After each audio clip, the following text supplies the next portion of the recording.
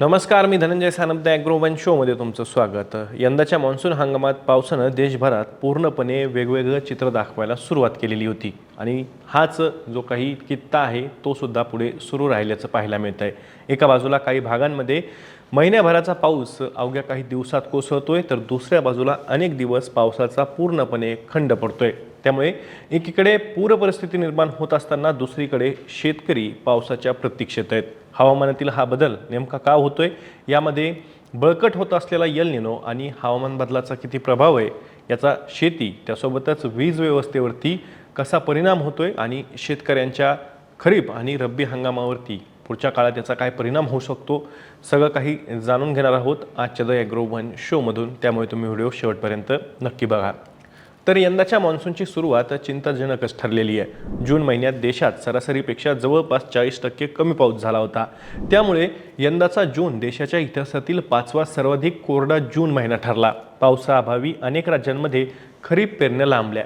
काही ठिकाणी दुबार पेरणीची वेळ आली आणि शेतकऱ्यांची चिंतासुद्धा वाढली. मात्र जुलैच्या सुरुवातीला परिस्थिती अचानक बदलली. कोकणासह मुंबईसारख्या शहरात अवघ्या एका आठवड्यात महिन्याभराचा पाऊस पडला. काही भागात पूर परिस्थिती निर्माण झाली, तर वाहतूक आणि जनजीवन पूर्णतः विस्कळीत झालं. त्याची बातमी किंवा त्याचं चित्र हे तुमच्या समोर सुद्धा या ना त्या माध्यमातून पोहोचलेलंच होतं. पण हा पावसाचा जोर फार काळ टिकू शकला नाही. याच दरम्यान मध्य महाराष्ट्र, मराठवाडा आणि पश्चिम विदर्भातील काही जिल्ह्यांमध्ये पावसाची प्रतीक्षा मात्र कायम राहिली. त्यानंतरही याच भागामध्ये पावसाची पुन्हा एकदा उघडीप पाहायला मिळाली. 19 जुलैपर्यंत देशातील एकूण पाऊस पुन्हा सरासरीपेक्षा सुमारे 24% कमी नोंदवला गेला. म्हणजेच मान्सूनने पुन्हा उघडीप दिली. हवामान तज्ज्ञांच्या मते या बदलांमागे दोन मोठी कारणं आहेत. पहिलं म्हणजे बळकट होत असलेला एल निनो आणि दुसरं म्हणजे जागतिक तापमान वाढ, हवामान बदल. या दोन्हींच्या संयुक्त परिणामांमुळे भारतीय मान्सूनचा स्वभाव मागच्या काही वर्षांपासून बदलत चालला आहे.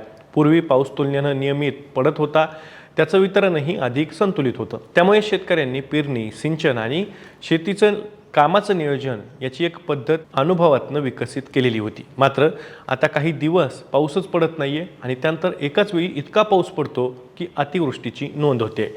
ब्लूमबर्गच्या वृत्तानुसार IIT कानपूरचे व्हिजिटिंग प्राध्यापक आणि मेरीलँड विद्यापीठाचे एमिरेट्स प्राध्यापक रघुराम मुर्तुंगुडे यांच्या मते जागतिक तापमान वाढीमुळं वातावरणाची जलबाष्प साठवून ठेवण्याची क्षमता वाढलेली आहे. वातावरण आता स्पंजप्रमाणे वागू लागले. जसा स्पंज मोठ्या प्रमाणात पाणी शोषून घेतो आणि दाब दिल्यास एकदम बाहेर सोडतो, त्याचप्रमाणे वातावरणही मोठ्या प्रमाणात आर्द्रता आता शोषून किंवा साठवून ठेवत आहे आणि योग्य परिस्थिती निर्माण होताच ती एकाच ठिकाणी अल्पवधीतच मुसळधार पावसाच्या स्वरूपात खाली सोडत आहे. त्यामुळे एका भागात पूर परिस्थिती निर्माण होतीये, तर दुसरा भाग अनेक दिवस कोरडाच राहतोय.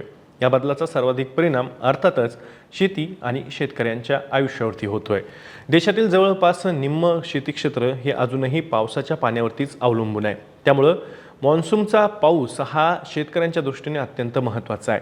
पावसातील खंड, त्यानंतर अचानक होणारी अतिवृष्टी आणि पावसाचे बदलतं वितरण यामुळे सुद्धा खरीप पिकांची पेरणी, वाढ आणि उत्पादन धोक्यात येऊ लागले. काही ठिकाणी उशिरा पाऊस पडल्यामुळे पेरणी उशिरा होते, तर काही भागात अतिवृष्टीमुळे पिकांचं नुकसान होत आहे. पुन्हा पावसाचा खंड पडल्यामुळे पिकांवरती ओलाव्याचा ताण येतोय. याचा थेट परिणाम शेतकऱ्यांच्या उत्पन्नावर होण्याबरोबरच अन्नधान्याचे दर वाढण्याचा धोकाही त्यातून निर्माण झालेला आहे. पावसातील खंडाचा परिणाम केवळ शेतीपुरता मर्यादित आहे का, तर तसं नाही आहे. पाऊस थांबल्यानंतर हवेत मोठ्या प्रमाणात आर्द्रता कायम राहते. त्यामुळे दमट असं वातावरण तयार होतो आणि त्यातनं उकाडा वाढतो. या परिस्थितीत नागरिकांकडून वातानुकूलित यंत्रांचा वापर आपोआप वाढतो आणि परिणामी विजेची मागणीसुद्धा वाढत जाते. त्यामुळे वीज वितरण व्यवस्थेवरती सुद्धा अतिरिक्त ताण या सगळ्या पावसाच्या उघडीपीमुळे तयार होतो.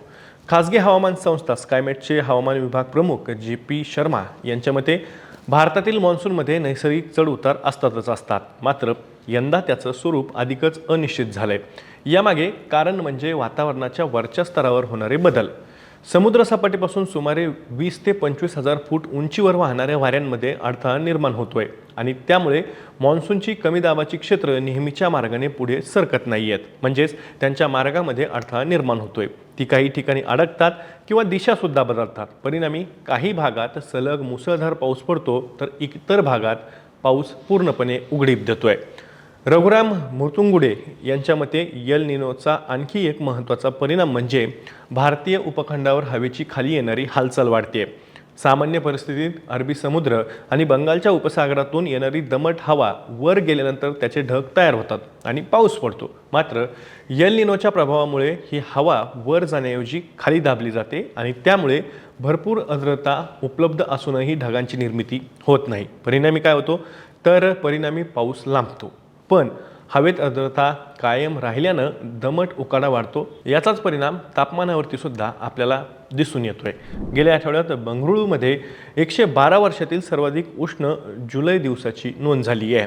भारतीय हवामान विभागाच्या माहितीनुसार देशातील अनेक भागांमध्ये कमाल तापमान सरासरीपेक्षा 3 ते 5 अंश सेल्सिअसनं अधिक आहे। रघुराम मुर्तुंगुडे यांच्या मते पावसातील खंड जितके वाढतील तितके उष्णतेचे कालावधी सुद्धा वाढत जातील, त्यामुळे वातावरण अधिक अस्थिर होत जातं। त्यांनी याची तुलना पॉपकॉर्नच्या भांड्याशी सुद्धा केली आहे। भांडं अधिक गरम झाल्यावर कोणता दाणा केव्हा फुटेल हे सांगता येत नाही, त्याचप्रमाणे वातावरणही अधिक तापल्यावर कुठे आणि केव्हा मुसळधार पाऊस पडेल याचा अचूक अंदाज बांधणं अधिक कठीण होत जातं। भारतीय हवामानशास्त्र विभागानं यंदाच्या संपूर्ण हंगामात दीर्घकालीन सरासरीच्या सुमारे 94% पावसाचा अंदाज आधीच व्यक्त केलेला आहे। मात्र मान्सूनच्या उत्तरार्धात देशातील अनेक भागात पाऊस सामान्य किंवा सरासरीपेक्षा कमी राहू शकतो आणि त्यामुळे खरीप हंगाम, धरणातील पाणीसाठे, अन्नधान्याचं उत्पादन आणि ग्रामीण अर्थव्यवस्थेसाठी पुढील काही आठवडे महत्त्वाचे निश्चितच ठरणार आहेत। एकूणच काय तर यल निनो आणि हवामान बदलामुळे भारतीय मान्सूनचा स्वभाव हा झपाट्यानं बदलताना दिसतोय आणि त्याचा अर्थातच जो फटका आहे तो शेती क्षेत्र आणि शेतकऱ्यांना मोठ्या प्रमाणावर बसतोय।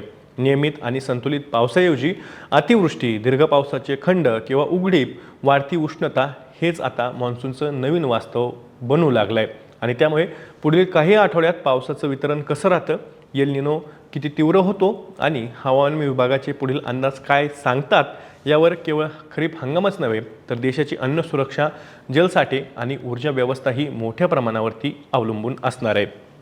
या माहितीसोबत मी तुर्तास इथेच थांबतोय।